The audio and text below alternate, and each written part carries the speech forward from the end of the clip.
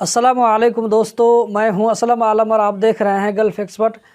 सबसे पहले आप तमाम दोस्तों को गल्फ़ एक्सपर्ट फैमिली की तरफ से बहुत बहुत ईद मुबारक, बहुत बहुत शुभकामनाएं। दोस्तों, आप लोगों का आज रमज़ान का 30वां दिन है, इसीलिए कल जो है ईद होगी, इसमें कोई शक शुबा की गुंजाइश नहीं है।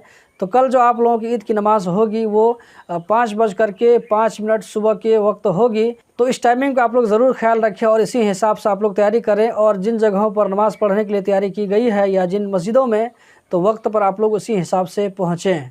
ईद की नमाज़ कहाँ कहाँ पर होगी इसके बारे में ऑलरेडी इससे पहले वाली वीडियो में बता चुका हूँ, लेकिन एक मरतबा मैं फिर भी इस वीडियो जो आप देख रहे हैं, इस वीडियो की डिस्क्रिप्शन में लिंक डाल दूंगा। तो उस लिंक पर क्लिक करके आप मालूम कर सकते हैं कि किस किस मस्जिद में या किस किस जगह पर ईद की नमाज़ होगी। दोस्तों, इससे पहले वाली वीडियो मैंने बताया था कि नेपाल गवर्नमेंट की तरफ से 14 मई तक के लिए इंटरनेशनल फ़्लाइट को बंद कर दिया गया है। अब लेकिन इसको जो है 14 मई से लेकर के 31 मई तक के लिए एक्सटेंड कर दिया गया है। तो अब 31 मई तक के लिए कतर से भी कोई फ़्लाइट नेपाल नहीं आएगी और नेपाल से भी कोई फ़्लाइट नहीं जाएगी।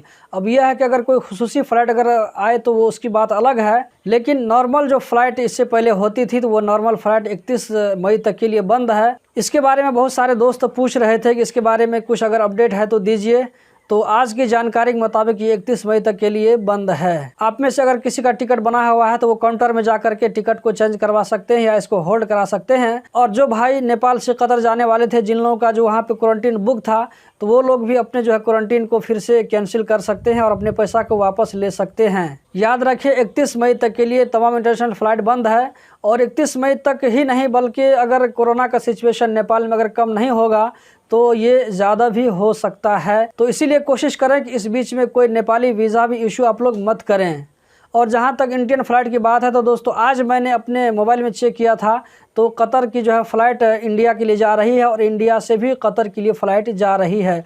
कुछ लोग ये भी पूछते हैं कि इंडिया की फ़्लाइट चल रही है या नहीं चल रही है, तो सोचा कि लगे हाथों इसको भी आप लोगों के साथ में शेयर कर दूं। और आखिरी अपडेट ये है कि कतर नेशनल कन्वेंशन सेंटर में जहाँ पर कोरोना वैक्सीन दी जाती है, तो वहाँ पर ईद के दिन यानी कल के दिन जो है जो वैक्सीन का टाइम होगा तो वो 3 बजे असर के टाइम से लेकर के रात 11 बजे तक होगी।